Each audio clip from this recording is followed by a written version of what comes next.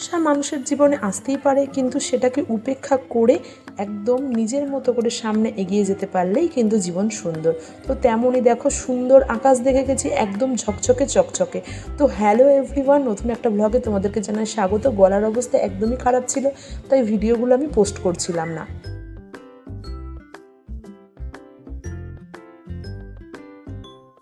আর কম বেশি ভিডিও তোমাদের সাথে শেয়ার করেছি আমি, তো ভাবলাম আজকে ভ্লগের মাধ্যমে বাকি ভিডিওটা তোমাদের সাথে শেয়ার করি। তো আমাদের ট্রেন ছিল একদম সকাল 6টা 6:30 নাগাদ, তার জন্য আমি ভোরবেলা প্রায় 2-2:30 নাগাদ উঠে পড়েছিলাম। উঠে ফ্রেশ হয়ে রেডি হয়ে বেরিয়ে পড়েছিলাম। এখান থেকে গেছিলাম মগরা স্টেশন, আর সেখান থেকে ট্রেন ধরে গেছিলাম হাওড়া, আর সেখান থেকে গেছিলাম দীঘা। তো দীঘায় যখন প্রথম পৌঁছাই না, তখন কিন্তু একদম আকাশ মোটামুটি ভালোই ছিল। মনেই হয়নি যে এরকম ভয়ঙ্কর পরিস্থিতির স্বীকারোক্তি আমরা হব।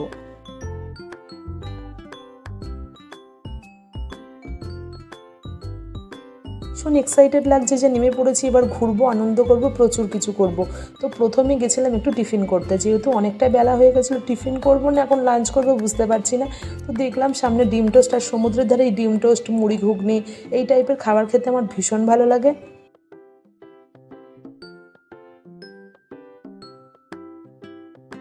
ওখান থেকে কিছু খাবার খেয়ে নিয়ে রেডি হয়ে বেরিয়ে পড়েছিলাম সমুদ্রে স্নানের উদ্দেশ্যে। তো দেখো, আমরা প্রত্যেকেই রেডি হয়ে বেরিয়ে পড়েছিলাম, কিন্তু কপাল এতটাই খারাপ, হঠাৎ ঝোড়ো বৃষ্টি শুরু হলো, আর এত দমকা হাওয়া দিচ্ছে সে বলার বাইরে একদম। আর একদম সমুদ্রের জল কিন্তু জোয়ারের জন্য একদম এক ধারে চলে এসেছে। কপাল খারাপ হলে যেটা হয়, কিন্তু কপাল সবসময় খারাপ হলে যে এটা মেনে নিতে হবে তা কিন্তু নয়। সমুদ্রে নামতে পারিনি তাতে কি হয়েছে, বাইরে বৃষ্টিতে ভিজেই প্রচুর পরিমাণে আনন্দ করে নিয়েছি। কারণ মানুষের জীবনে আনন্দ খুব কম আর দুঃখটাই বেশি। বেশিরভাগ আমার জীবনের ক্ষেত্রে এটা খুব ভালো মানায়। তো যাই হোক, দুপুরে খাওয়া দাওয়া করে স্নান টান সেরে একদম রুমে চলে গেছিলাম। তারপর রুমে গিয়ে রেস্ট নিয়ে সন্ধ্যাবেলা বেরিয়ে পড়েছিলাম মন্দির দর্শনের উদ্দেশ্যে, জয় জগন্নাথ, যেটার উদ্দেশ্যে আমার দীঘা যাওয়া।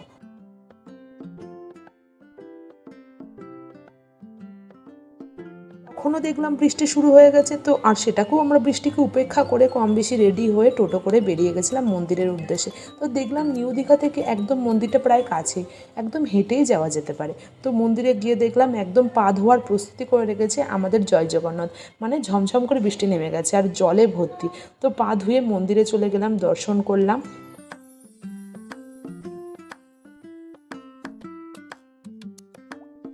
এবার কি হলো বলো তো, বাবা জগন্নাথকে তো দর্শন করা সম্ভব নয়, কারণ কিছুদিন আগে স্নানযাত্রা গেছে, আর স্নানযাত্রার জন্য মানা হয় যে ওনার জ্বর এসেছে, তার জন্য ওনার ঘর বন্ধ করা আছে, তাই বাইরে থেকেই দর্শন করলাম। আর এছাড়াও বাইরে অন্যান্য বিগ্রহ আছে, সেগুলোকে দর্শন করলাম। তো বাবার কাছে আসতে পেরেছি, এটাই অনেক।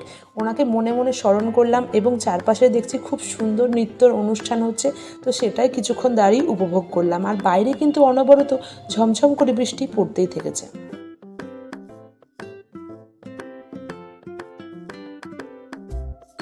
মন্দিরে এসেছি আর প্রসাদ নেব না, সেটা কি হয় কখনো?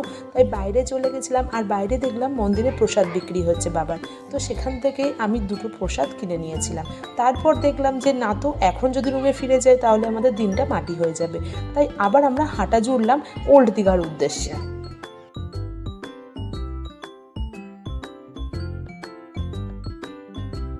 দীঘায় গিয়ে যে এত মজা হবে সত্যি ভাবতে পারিনি। সারাদিনের যে ক্লান্তি, সারাদিনের যে বৃষ্টিতে ভিজতে পেরেছি, ভিজে সমুদ্রে স্নান করতে পারিনি, সবটাই চলে গেছে। খুব সুন্দর তখন আবহাওয়া ছিল। ওল্ড দীঘায় গিয়ে সন্ধ্যাটা ভীষণভাবে মজা করেছি, কিছু ভিডিও বানালাম, এইভাবেই আমার প্রথম দিনটা কেটেছিল। তো দেখো, শুরুটা কিন্তু খারাপভাবে হয়েছিল, কিন্তু শেষটা যথেষ্ট ভালোভাবে হয়েছিল। ভীষণ ভালো লেগেছে। অন্যের আনন্দে আনন্দ পেতে হয়, এটা হয়তো আমার হাজব্যান্ডের দেখে শেখা। ও কিন্তু বহুবার গেছে দীঘাতে যাওয়ার ওর বিন্দুমাত্র ইচ্ছা ছিল না, কিন্তু আমি কখনো যাইনি। আমার আনন্দটাকে উপভোগ করার জন্য ও কিন্তু আমার সাথে গেছে। তো ভিডিও ছবি তো ও একদমই নেই, ও খুব একটা আসতে চায় না, সেটা তোমরা সকলেই জানো। তো এই ভিডিওটা অনেকবার রিকোয়েস্ট করাতে ও আমার সাথে ছিল, বলছিল বেশি জলে যেও না তুমি। তো এইভাবেই সেদিনকে সারাটা দিন কেটেছিল। তো দেখো, সকালটা খারাপ কাটলেও কিন্তু সন্ধ্যাটা বেশ ভালো কেটেছিল। ভিডিওটা কেমন লাগলো অবশ্যই কিন্তু কমেন্ট করতে ভুলো না। চলে আসবো